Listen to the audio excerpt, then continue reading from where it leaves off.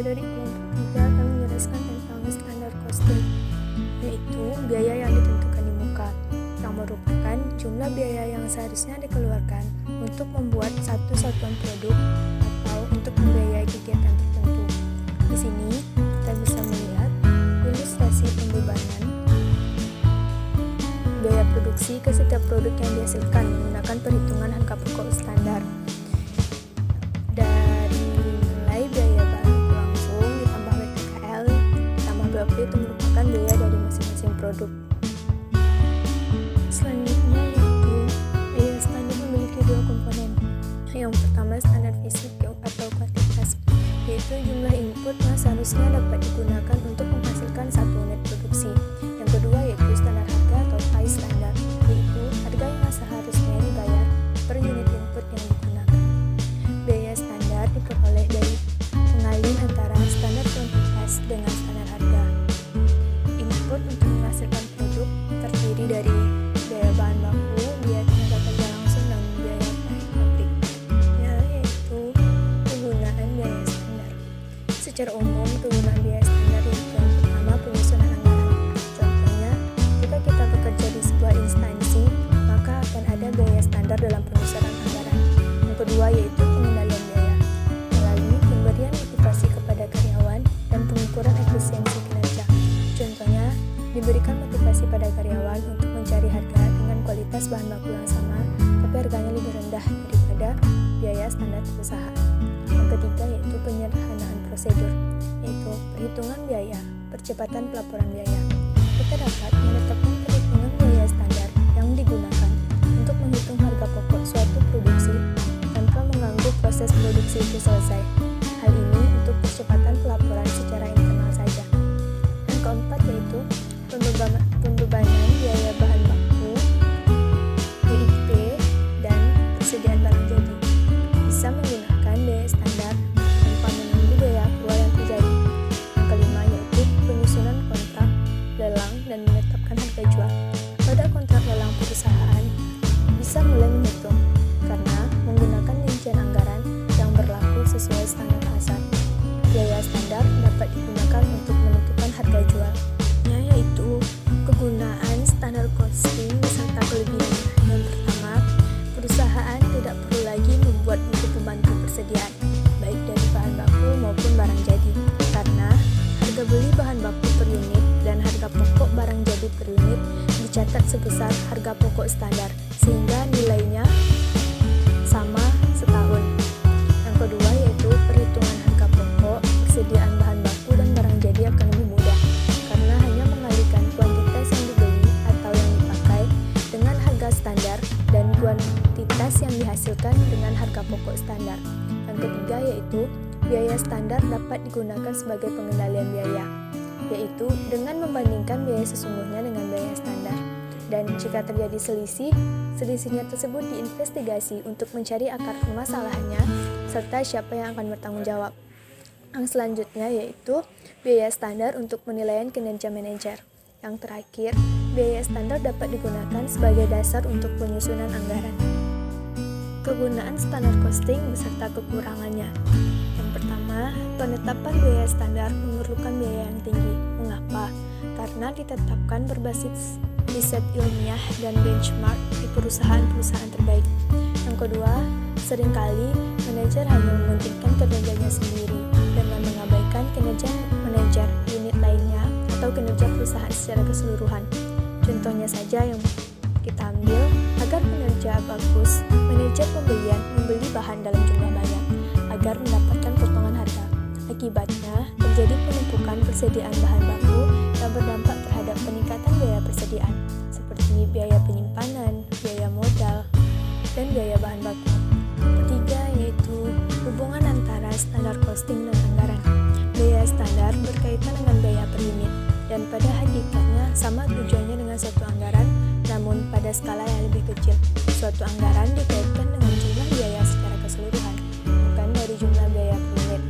Anggaran dan standar costing, keduanya merupakan penentuan biaya yang dilakukan di muka sebelum suatu kegiatan dilaksanakan. Terdapat beberapa perbedaan antara anggaran dengan standar costing. Antara lain yang pertama, tidak semua anggaran disusun atas dasar biaya standar.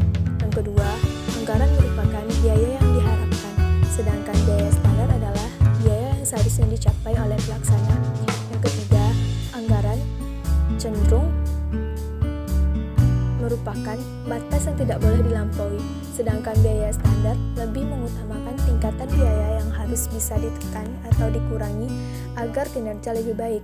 Yang keempat, anggaran umumnya disusun untuk setiap bagian dalam perusahaan, baik itu di bagian pemasaran, bagian produksi, maupun bagian administrasi dan umum. Sedangkan biaya standar umumnya hanya untuk biaya produksi saja. Yang terakhir yaitu selisih biaya yang timbul dari biaya standar akan diperiksa penyebabnya dengan teliti. Sedangkan anggaran tidak didasarkan atas biaya standar, tetapi hanya menekan penghematan biaya dibanding anggaran. Selisih umumnya tidak diperiksa lebih lanjut. Di poin keempat yaitu penentuan jenis-jenis standar. Untuk menghitung biaya standar dibutuhkan standar fisik atau kuantitas. Ada dua jenis standar fisik. Yang pertama standar dasar yaitu basic standard, yang merupakan suatu alat untuk mengukur perbandingan antara kinerja yang diharapkan dan kinerja aktual. Dipakai secara keseluruhan, hanya ada satu standar. Yang kedua yaitu standar saat ini yaitu current standard. Ada tiga jenis standar, yaitu yang pertama standar aktual yang diharapkan yaitu expected aktual. Perusahaan menghitung standar dengan mendekati titik aktual yang terjadi. Yang kedua standar normal, atau disebut juga dengan normal standar, adalah standar dari rata-rata kemampuan perusahaan ketika menggunakan seluruh sumber daya yang dimilikinya. Yang ketiga, standar teoristis adalah standar tertinggi yang akan dicapai oleh perusahaan. Di samping itu, ada dua cara penetapan harga pokok standar. Yang pertama berdasarkan biaya rata-rata periode sebelumnya. Maksudnya di sini ialah harga pokok standar ini memiliki kelemahan karena ketidakefisienan biaya pada periode sebelumnya akan menjadi bagian dari penetapan harga pokok standar. Yang kedua yaitu berdasarkan riset ilmiah, yang mana dilakukan oleh Departemen Penelitian dan Pengembangan atau Litbang Perusahaan, terutama untuk menentukan standar kuantitas input. Cara kedua ini dapat menghasilkan harga pokok standar yang lebih efisien. Idealnya, cara inilah yang seharusnya digunakan untuk menetapkan harga pokok standar. Selanjutnya yaitu penetapan biaya bahan baku langsung, di mana di sini terdapat dua penetapan. Yang pertama, penetapan standar kuantitas bahan baku langsung. Di sini terdapat dua sudut pandang. Yang pertama, sudut pandang tradisional, yaitu acceptable quality level, yang mana merupakan standar kuantitas yang ditetapkan dengan memperhitungkan bahan baku langsung yang hilang karena menyuap, mengkristal, mengalami penyusutan, cacat, rusak, dan ketidakefisienan dalam proses produksi.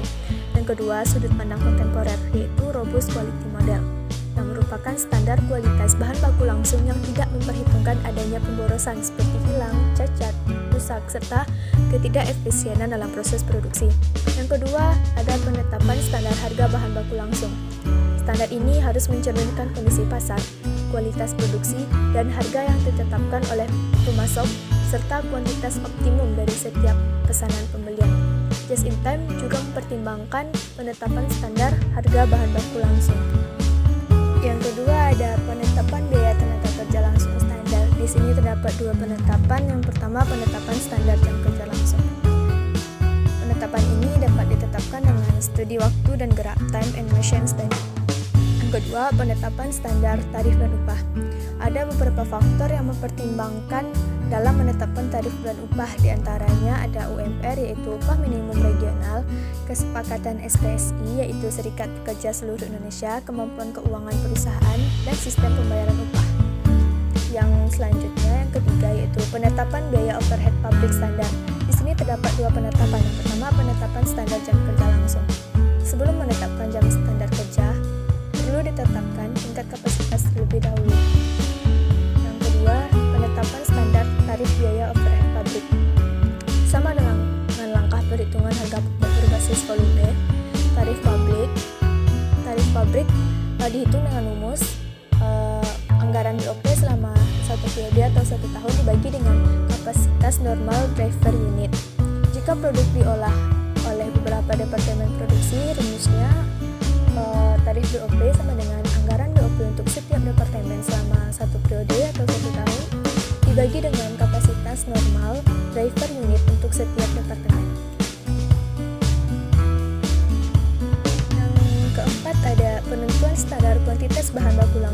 dan standar jam kerja langsung. Yang pertama, standar kuantitas bahan baku langsung adalah kuantitas bahan baku langsung yang seharusnya dipakai untuk menghasilkan satu unit produk.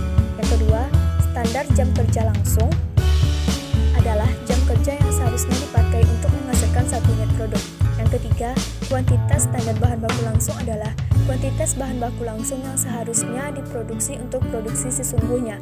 Yang keempat, jam kerja langsung standar adalah jam kerja langsung yang seharusnya digunakan untuk produksi sesungguhnya. Yang kelima, kualitas standar bahan baku langsung dan standar jam kerja langsung akan mudah ditentukan jika perusahaan tidak memiliki persediaan BDP. Jika perusahaan memiliki persediaan BDP, akan lebih sulit, karena untuk menentukan produk selesainya harus dicari dulu unit setara atau unit ekuivalen, tergantung metode apa yang digunakan, bisa dengan metode FIFO atau dengan metode harga pokok rata-rata.